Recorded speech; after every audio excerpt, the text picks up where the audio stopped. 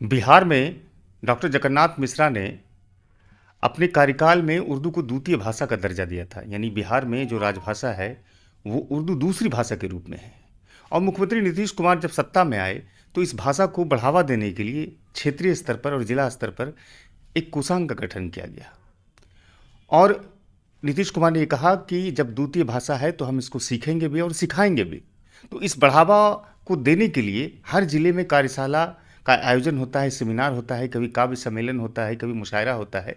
और लोकल स्तर पर उर्दू में इंटरेस्ट पैदा करने के लिए एक हुजूम तैयार की जाती है। लेकिन इन सब से परे आज भी सरकारी महकमे में अगर हम उर्दू तहरीर लेके जाते हैं, उर्दू में लिखे हुए आवेदन को लेकर के जाते हैं, तो विभाग में जो बैठे अधिकारी हैं वो सहर्ष बड़ी मुश्किल से उसको स्वीकार पाते हैं। चूंकि इसके पीछे वो कारण ये बताते हैं कि स्टाफों की बहुत बड़ी दिक्कत है और राष्ट्रीय शिक्षा नीति में भी उर्दू की कहीं न कहीं उदासीनता देखी जा रही है। तो कुल मिलाकर के ये कहा जा सकता है कि अगर इस तरह के कवि सम्मेलन, मुशायरे सम्मेलन या फिर उर्दू को बढ़ावा देने के लिए जो कार्यशाला आयोजित होती है साल भर में, इसको कैसे सफल किया जाए जब बुनियादी तौर पर उर्दू को पढ़ने वाला कोई नहीं होगा, उर्दू को समझने वाला कोई नहीं होगा या उर्दू पर इंटरेस्ट लेने वाला कोई नहीं होगा, तो इस तरह के जो कार्यक्रम होंगे वो सफल कैसे होंगे? इसी प्रश्न को लेकर के आज हम बिहार लोक सेवा आयोग के सदस्य इम्तियाज अहमद करीम साहब के पास मौजूद हैं, जिन्होंने पिछले 4-5 सालों में उर्दू के लिए बहुत काम किया है बिहार में। और ये उर्दू डायरेक्टरेट के पद से 20 में हटे और उसके बाद फिर बिहार लोक सेवा आयोग के सदस्य बने। तो ये कहा जा सकता है कि इम्तियाज अहमद करीमी साहब का उर्दू भाषा को पूरी तरह से फैलाने में बिहार में बहुत बड़ी एक जर्नी रही है। इसी सेमिनार में आज वो अध्यक्षता करने के लिए पहुंचे हैं। जैसा कि आप लोग को मालूम भी है कि आज एग्रीकल्चर के ऑडिटोरियम में, जो एग्रीकल्चर कॉलेज सबौर में है, उर्दू मुशायरा का एक कार्यक्रम रखा गया है जो कि सुबह 10:30 से लेकर के 5-6 बजे तक चलता रहेगा लगातार। और उसकी सदारत यानी उसकी अध्यक्षता इम्तियाज अहमद करीमी साहब करेंगे। क्या कुछ है उर्दू को लेकर के इसके मन में और उर्दू को किस तरह से ये देखते हैं, उस तमाम बिंदु पर बातचीत करते हैं। सबसे पहले तो सर, आप सिल्क नगरी आए और इसको स्मार्ट सिटी भी बोलते हैं और अंग नगरी भी कहते हैं। आपका इस्तकबाल। बहुत शुक्रिया, आप सबों का बहुत शुक्रिया, तमाम उर्दू वालों का शुक्रिया। और सिल्क सिटी में, अंग नगरी में आप लोगों की दावत पर यहाँ आए, हम आप लोग के ममनून मशकूर हैं। सर, सवालों का सिलसिला हम आगे बढ़ाते हैं। मेरा पहला सवाल यह है कि आज जो कार्यक्रम हो रहा है उसकी अध्यक्षता आप कर रहे हैं और पिछले 4-5 सालों में उर्दू के लिए आपने बहुत काम भी किया है। ये क्षेत्र में लोग भी बोलते हैं, बिहार के लोग भी बोलते हैं, लेकिन बावजूद उर्दू में आज भी बहुत बड़ी चुनौतियां हैं। इस चुनौतियों से निपटने के लिए और उर्दू को क्षेत्रीय स्तर पर मजबूत करने के लिए अभी किन चीज़ों की ज़रूरत है? जी, सबसे ज़्यादा ज़रूरत है कि इसके कारी पैदा हों, इसके पढ़ने वाले पैदा हों और इसकी ज़िम्मेदारी हम खुद समझें। हम जो उर्दू से मोहब्बत करने वाले हैं, अपने दिलो दिमाग में उर्दू को एक जगह दें, एक हिस्सा दें, तभी उर्दू ज़िंदा रहेगी। अगर हम बेकार की बातों में पढ़ेंगे और सिर्फ शिकवा, शिकायत और तनक़ीद ज़बान पर लाएंगे तो उससे वो फ़ायदा हासिल नहीं होगा। हमें आगे बढ़ने की तरफ से कदम बढ़ाने की ज़रूरत है और अपने घरों में उर्दू को ज़िंदा रखने की ज़रूरत है। अगर हम उर्दू से मोहब्बत करते हैं तो अपने बच्चों को उर्दू भी पढ़ाएं। दूसरी तालीम ज़रूर हासिल करें, तमाम तालीमात में आगे आएं। तालीम में ही पीछे हैं, तालीम हासिल करने से किसने रोका है? लेकिन जब तालीम ही ना होगी तो हम उर्दू या दूसरी और ज़बानों को सीखने की बात कहाँ से कर सकते हैं? तो ज़रूरत इस बात की है कि अपने बच्चे को तालीम याफ्ता बनाएं और उसके तालीम देने की फ़िक्र करें, उसके लिए ऐसा इंतज़ाम करें कि वो बेकार और बेरोज़गार न रहें। तो जहाँ तक उर्दू के फ़रोग़ का सवाल है तो ये ज़िम्मेदारी हम सब की है कि हम इसके लिए अपने घरों में उर्दू को ज़िंदा करें, अपने बच्चों को उर्दू भी पढ़ाएं, हम दूसरी तालीम भी दें। यकीनन आज साइंस और टेक्नोलॉजी का ज़माना है और इस मैदान में सभी बच्चों को आने की ज़रूरत है। तो हम साइंस एंड टेक्नोलॉजी की तालीम ज़रूर दें, लेकिन अपनी ज़बान ज़रूर बच्चों को सिखाएं। जब बच्चे पढ़ने वाले होंगे तभी ये शायर और अदीब और उदबा और शोरा की कद्र होगी, नहीं तो हम सिर्फ इसी तरीके से करते रह जाएंगे। जहाँ तक इस तरह के तकरीबात के इनेकाद का सवाल है तो इन तकरीबात से यकीनन ज़िंदगी का एहसास दिलाना है और सभी को मिल बैठ कर के उर्दू के फ़रोग़ के लिए आगे की कार्रवाई करनी है। और ये एक तरह से एहतसाब भी है, इसमें बच्चों की भी हौसला अफजाई की जाती है, तालिब इल्मों को भी नवाजा जाता है एजाज़ से, और उन्हें तकरीरी तहरीरी मुकाबला लेकर के उनमें जोश पैदा किया जाता है ताकि बच्चे की सही रहनुमाई हो सके। यकीनन ये ज़ुबान खूबसूरत ज़ुबान है और इस ज़ुबान ने इस हिंदुस्तान को, वतन को, सूबे को बहुत कुछ दिया है। हकीकत है कि इस ज़ुबान की शीरीनियत और इसकी चाशनी के सभी लोग कायल हैं और सभी लोग इसकी गज़लों को बहुत शौक़ से और ज़ौक़ से सुनते हैं। तो दिलों में बसती है उर्दू, लेकिन मोहब्बत जो होनी चाहिए, जो जज्बा होना चाहिए, उसकी कमी है और अपने घरों में इसको ज़िंदा करने की ज़रूरत है। सर, आपने जो बातें कही कि घरों तक उर्दू को मजबूत करने की ज़रूरत है, एक तब तो ये मसला है कि अब जो साहित्यकार हैं या फिर जो मुशायरा पढ़ने वाले लोग हैं या फिर उर्दू में जो अपना एक सोचते हैं कि तलाशते हैं कि स्कोप हमारा क्या है। एक तरफ तो नौकरियों की सबसे बड़ी दिक्कत है, अगर उर्दू कोई पढ़ता भी है तो बावजूद सरकार की वैकेंसीज नहीं है उर्दू डिपार्टमेंट के लिए। एक तो ये मसला, दूसरी मसले ये हैं कि जिस तरह से आज घरों में मिशन स्कूल को लेकर के सोच है, अंग्रेजी मीडियम को लेकर के सोच है, और ये अदबी जुबान कहीं ना कहीं घर से एकदम गायब सी हो गई है। तो जब उर्दू पढ़ेंगे तभी इंसान, बिहार के लोग, जब उर्दू में कोई स्कोप होगा। सरकार तो इस मामले में किसी प्रकार का हमें नहीं लगता है कि कोई ब्लूप्रिंट तैयार किया है या फिर कोई सोच है सरकार की। आज भी जो कार्यक्रम हो रहे हैं उसमें सरकार के महकमे के बहुत गिने चुने लोग हैं, बल्कि बाहरी लोग ही इस पर जो है उनको कॉपरेशंस कर रहे हैं। जी, तो ये तो लम्हे फ़िक्रिया है कि हम उर्दू के लिए कितने कोशां हैं और उर्दू के लिए क्या कर रहे हैं। यकीनन आपने रोज़गार की बात की, तो ज़बानें वही ज़िंदा रहती हैं जिसको लोग अपने घरों में ज़िंदा रखते हैं, एकदम सही बात है।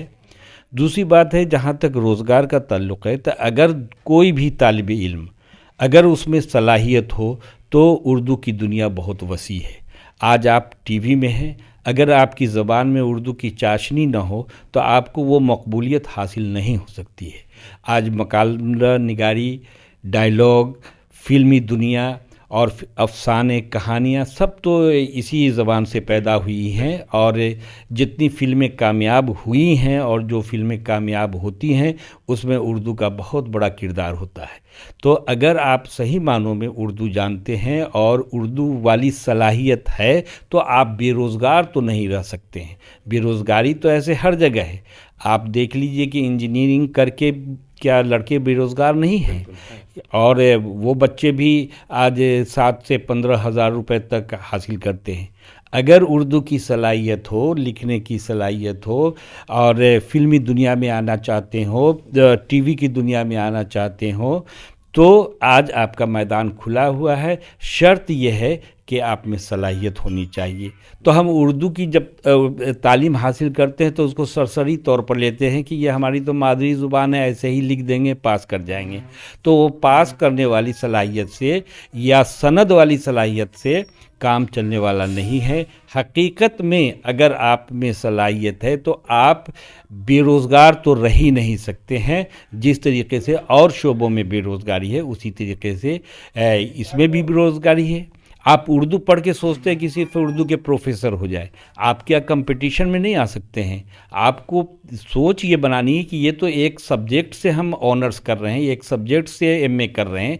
आज जिस तरह से हर सब्जेक्ट वाले हर कंपटीशन में आ सकते हैं, आप भी हर तरह के कंपटीशन में आ सकते हैं, चाहे वो स्टाफ सिलेक्शन कमीशन हो या यूनियन पब्लिक सर्विस कमीशन हो या दूसरे इम्तहानात, तो आपको उस लायक बनना पड़ेगा कि ये तो आप एक सब्जेक्ट से ग्रेजुएशन कर रहे हैं, साथ साथ आपको कम्पिटिटिव बनना पड़ेगा। और ये कंपटीशन की दुनिया है, इसमें सर्वाइवल ऑफ द फिटेस्ट है। अगर आप फिट हैं तो आपके लिए हर जगह नौकरी है, हर जगह रोज़गार है। तो हम अपने बच्चों में वो सलाहियत पैदा करें कि बच्चा इस तरीके का हो जाए कि उसको बेरोज़गारी का सामना ना करना पड़े। इसके लिए जो असातिज़ा कराम हैं, जो गार्जियन हजरात हैं, जो तालिबी इल्म हैं, उन सब में सलाहियत का होना ज़रूरी है। सर, भागलपुर में जिस तरह का आज एक दिवसीय प्रोग्राम है उर्दू मुशायरा और उर्दू को बढ़ावा देने के लिए, बगल का ही एक ज़िला है बांका, जो कि कई सालों से इस तरह के प्रोग्राम वहाँ पर नहीं है। बच्चों में भी जो कॉम्पिटिशन्स की बात होती है, चाहे वो पोएम लिखिए या फिर और जो आर्टिकल्स वगैरह हैं, उसको बढ़ावा देने के लिए जो प्रोग्राम किया जाता है, बगल में कई सालों से वहाँ पर नहीं हुआ है। तो क्या लगता है कि ये कहीं न कहीं एक बहुत बड़ा टेक्निकल इश्यूज़ है? जी न, कोई टेक्निकल इश्यूज़ नहीं है। ये जो आप कह रहे हैं, अब वहाँ भी उर्दू के स्टाफ हैं।